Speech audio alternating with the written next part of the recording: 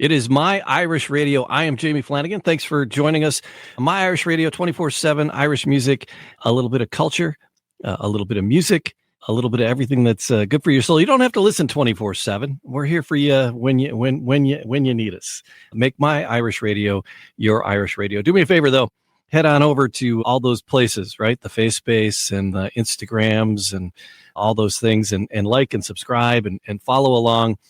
And make sure you comment on Facebook. Say hi, and we'll do that. We'll say hi back. We'll do that for you. And you can request music right on the website, myirishradio.com. And you can request music on any of the socials. Send us a message.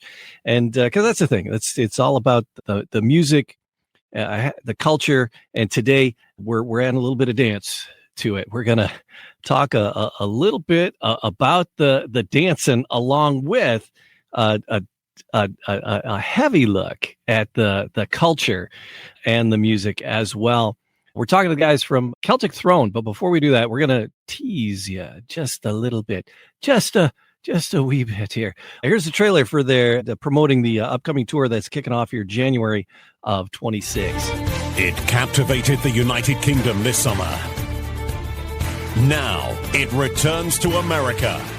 This January, 8 shows. 6 cities.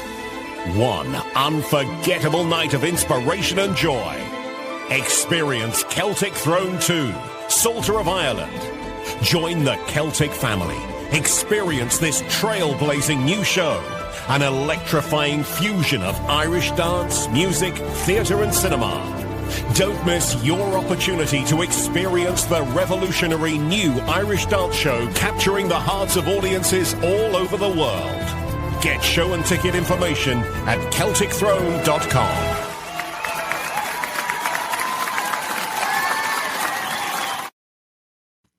All right. So we got Oklahoma, Wisconsin, Iowa. There's a bunch of dates coming up, and we're going to dive into that as well. But I'm very, very happy to have with us today. And we're talking to Jude, who is the lead dancer, and George, man behind the scenes, making it all happen for Celtic Throne. You guys, welcome to My Irish Radio. Thanks for taking some time and hanging out. Thanks for having us. We're glad to be here. So let's talk a little bit about Celtic Throne. How long has Celtic Throne been a thing, and what's the creative vision behind it? So Celtic Throne was a project we started working on in 2019. Our first show premiered in 2020, which was actually during COVID. Oh, that's some good timing there. Yeah, this story is kind of unlike any other. We've been dancing together, all the families that are in the show. We've been dancing together since we were 5, 6, 7 years old. So we're talking like early 2000s. And it was when I was 17. A lot of the other dancers in the show were around about that age. So somewhere between 13 and 20, that it was actually, I think my dad that was like, well, we've all been doing Irish dance together for so long. Let's make a show. He's not in the show. He and all of my relatives are in the show. So, but yeah, we said, let's do a show. We worked on it, premiered it. Obviously COVID wasn't a great time. So it's kind of picked up slowly from 2020 and just gradually gathered momentum. And now we're at the point where we've premiered our second show. We've toured the world with it. And now we're coming back to America and we're performing it and touring in America for the first time. So yeah, it's been a whirlwind journey, but it's been amazing. All right, Jude. So you, as I, have an American, relatively Midwestern accent. Yes. So not an Irish guy. And I love I forget who it was. It might have been Jackie Gleason. It's like, well, you weren't born in Ireland. Well, if a cat has kittens in a stove, are you going to call them biscuits? No, they're Irish, right? Doesn't matter where you're born, right? Mm-hmm. So anyway, but Jude, tell me about your childhood. So what led you into this path of dancing? So I was not actually the first one of our group to start it. Of all the, my sister does Irish dance, my cousins do Irish dance, and then many other families in our area do Irish dance. I was not the first one to start. I started after my sister and many of my cousins already had begun. I started Irish dancing when I was 6. I went to my first world championships when I was 10.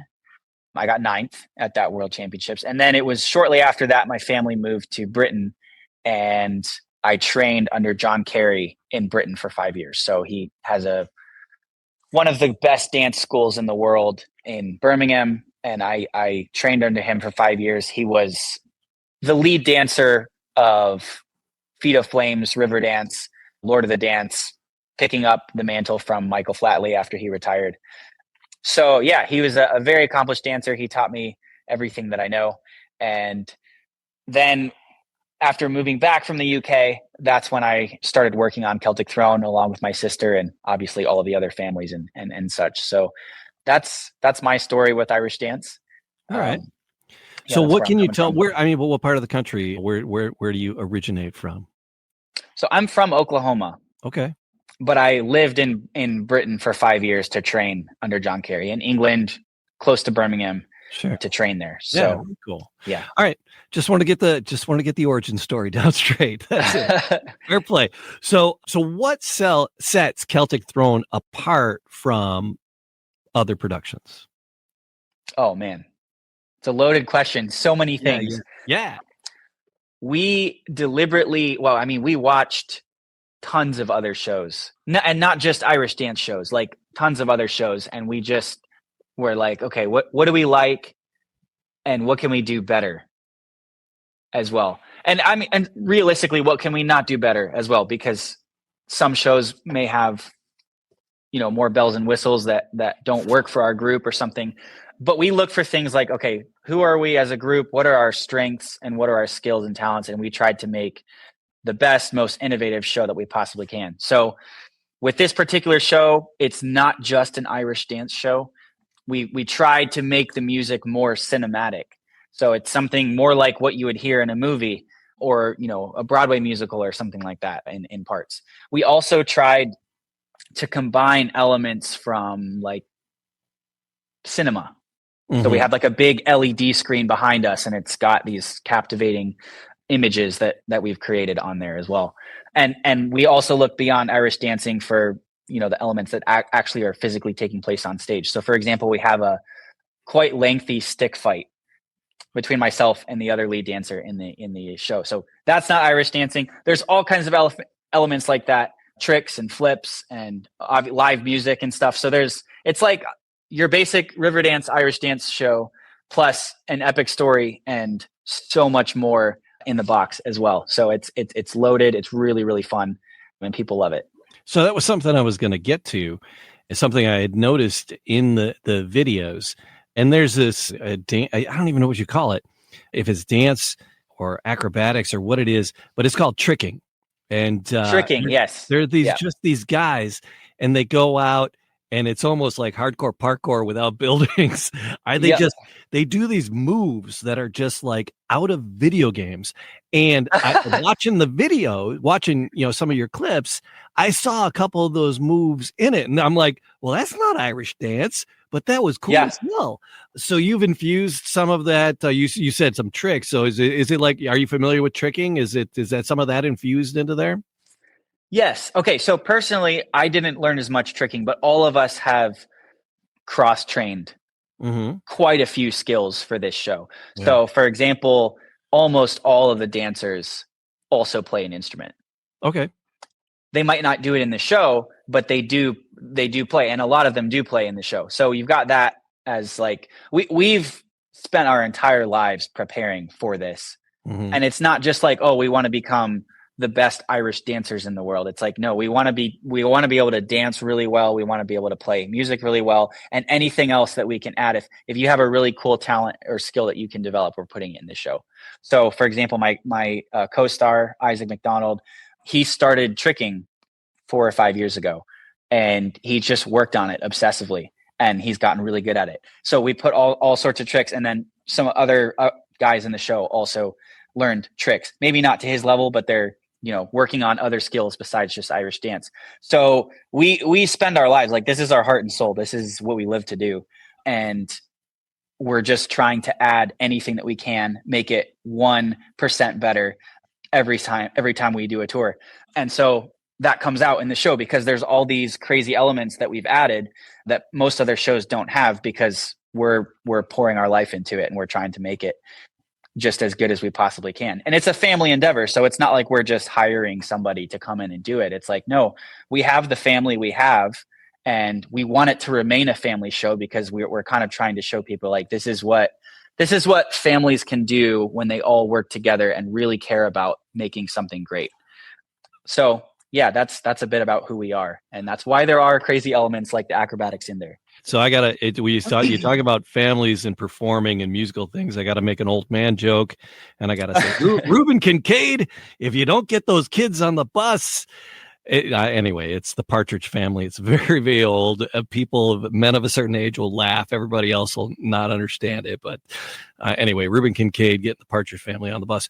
But you've mentioned family a couple of times. And so you got about 40-ish people on stage. But how many, George, I don't know if you want to chime in on this. How many wheels in the machine? How many people does it take to make the Celtic Throne happen? How many people are behind the scenes and on the stage? And it seems massive, like a massive undertaking.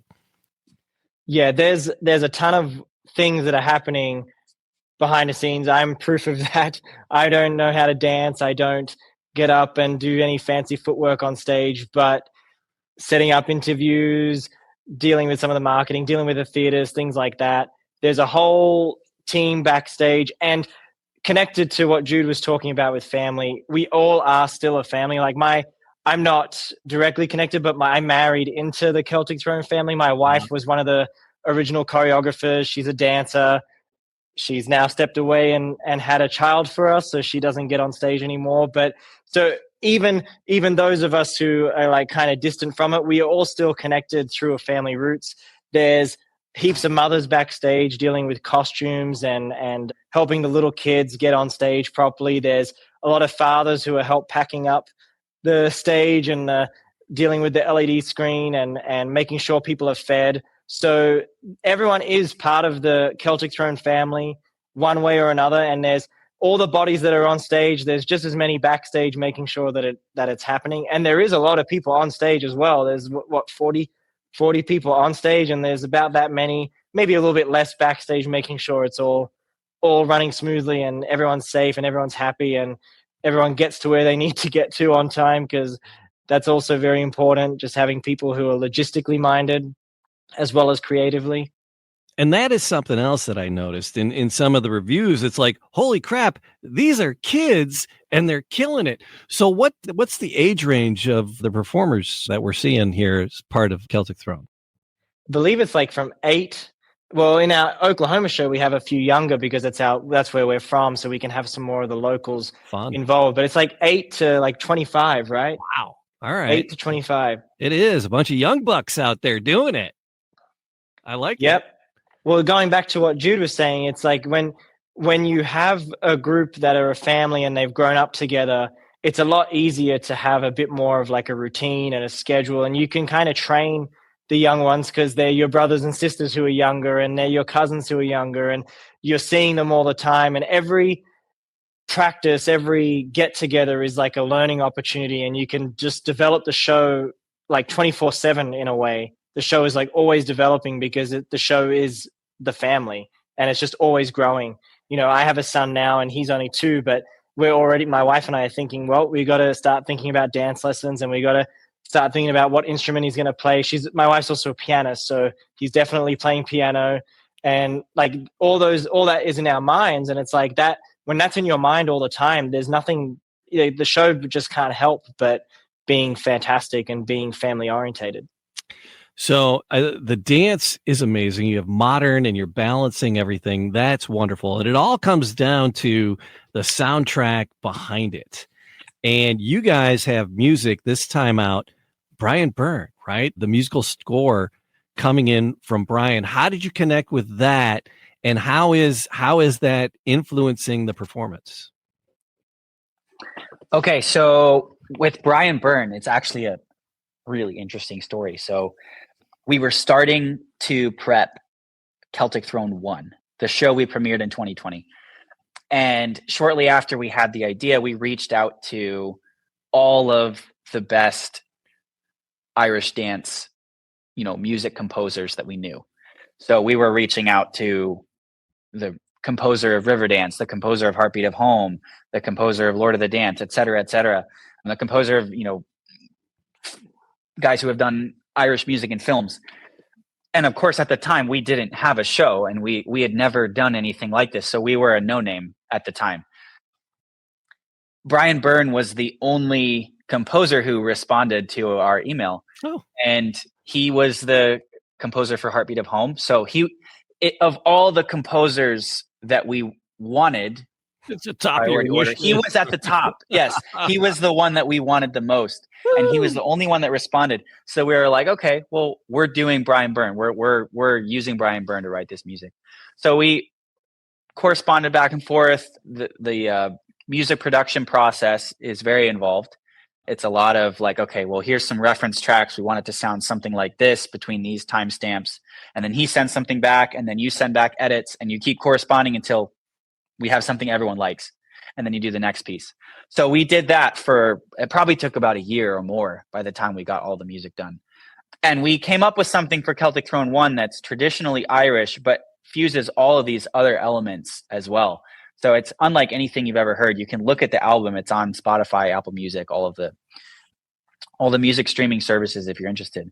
And then with Celtic Throne 2, we took all of what we learned from the first show, and we said, okay, let's see if we can make it even better. And by better, we actually tried to lean more into the cinematic sound. So it sounds very much like something you would hear in a major blockbuster movie. Brian Byrne being a major blockbuster movie composer, Golden Globe nominated composer actually. And we tried to make dance music that sounded like that. So it's the kind of thing where it's like, this isn't just music you would turn on in a pub and it's fun to dance to, but it's kind of annoying after that. It's like, no, you want to go home and listen to it again. It's that good. And I've been listening to it for years now, and I'm not tired of it. Like I would still turn it on and listen to it at home. It's my alarm clock in the morning, actually. It reminds me that I've got something to prepare for. So yeah, it's great music. I highly recommend the album. If you can't make it to the show, listen to the album. I'm gonna add it to the mix here on my Irish radio for sure. All right, so the story, right? So it's not just we're dancing. It's almost like a play. You're telling a story. Yes. You're the lead dance. My Gaelic is crap. So what's the name of the main character?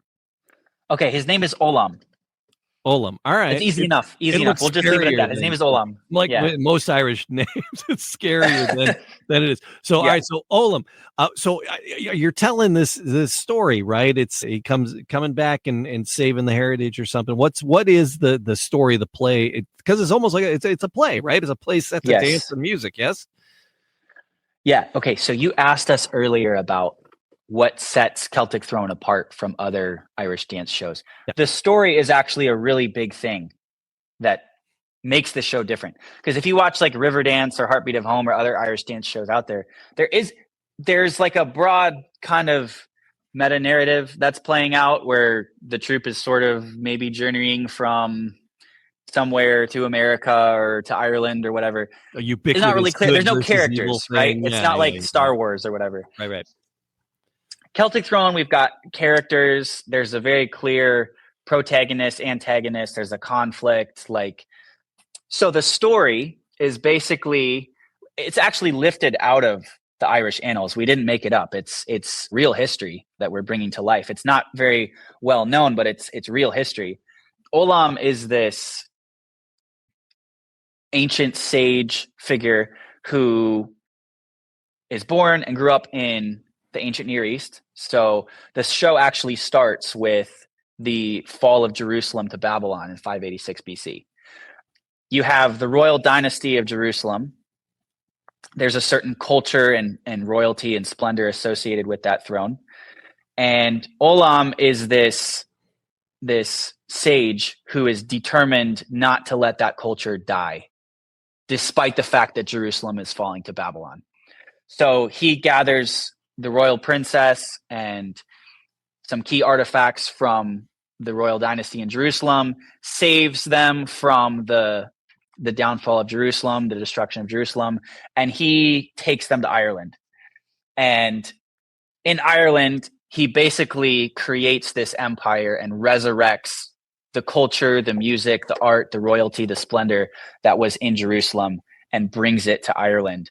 And that is where a lot of the culture of Ireland actually came from, if you look back at the history.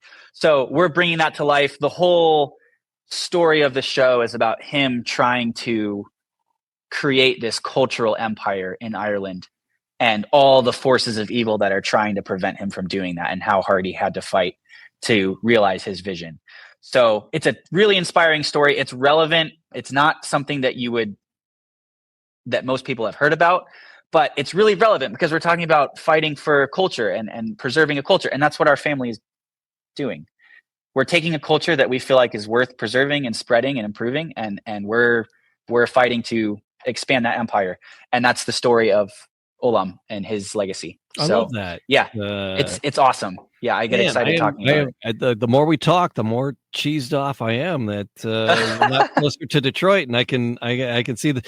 So you have like a set of January, I think February dates. You have a set of dates set up. Is there a plan for beyond those dates? Yeah, I'll chime in here. Thanks, George.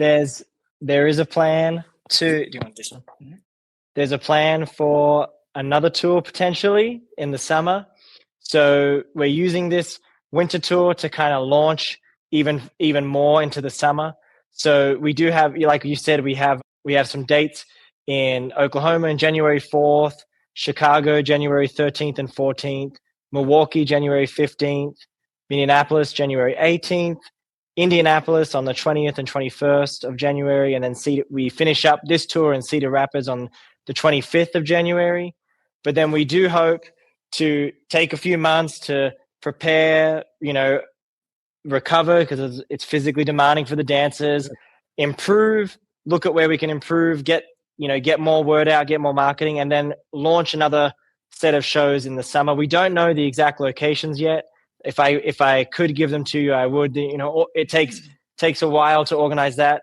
But, perhaps when we do know and set things in stone, we can come back on and talk about that tour as well. But we've toured multiple times already. This is a new element or a new show. We toured number 1 a few times, but this show, Celtic Throne 2, we just came back from an international tour. So it never stops for us. Like we just came back from England, and then we're doing this winter tour. After that winter tour, there's bound to be a summer tour that everyone can, if you feel bad about missing this set of shows, don't. There'll be more, and we'll be sure to get the word out, maybe even on My Irish Radio again. I really hope you guys do. Would love to have you back when there's more dates on the horizon. We can talk more for sure. So, Jude, is there a scene? Is there a part of the story? Is there a scene or is there a dance that is your favorite in the show? Is there one part of it that is like, I look forward to doing this, even though my shin splints are killing me.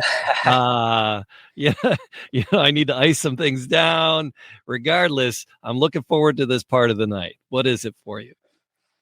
Oh boy. Okay. So I would say, first of all, that my favorite part to watch, like in the recording, is not always my favorite part to do, because some things that look really cool are actually quite nerve-wracking and scary to try to pull off in front of 1,000 people.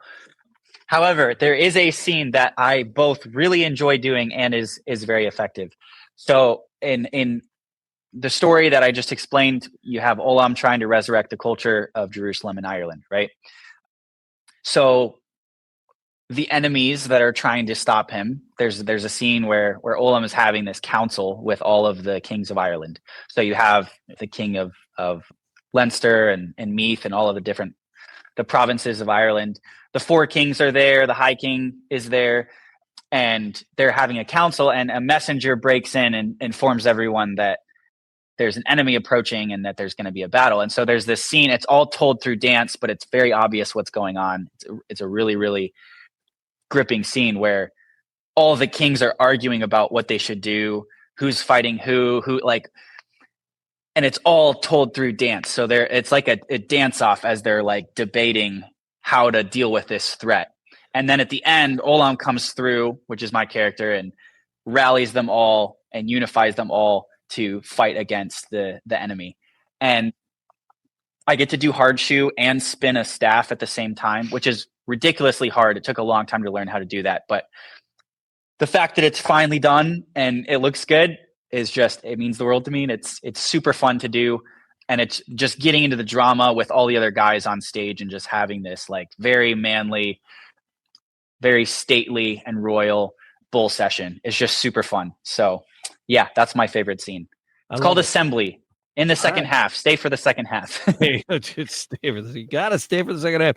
It just sounds like it's just a riot. I'm just again jealous that I'm not going to be able to see it this time around. So, being an American troupe, generally speaking, right? Generally, how are you received internationally? Oh, that's a great question. You know, that's actually something we were nervous about. We went to the UK. Exactly. Yeah, we went to the UK, which is like the mecca of Irish dance. Right.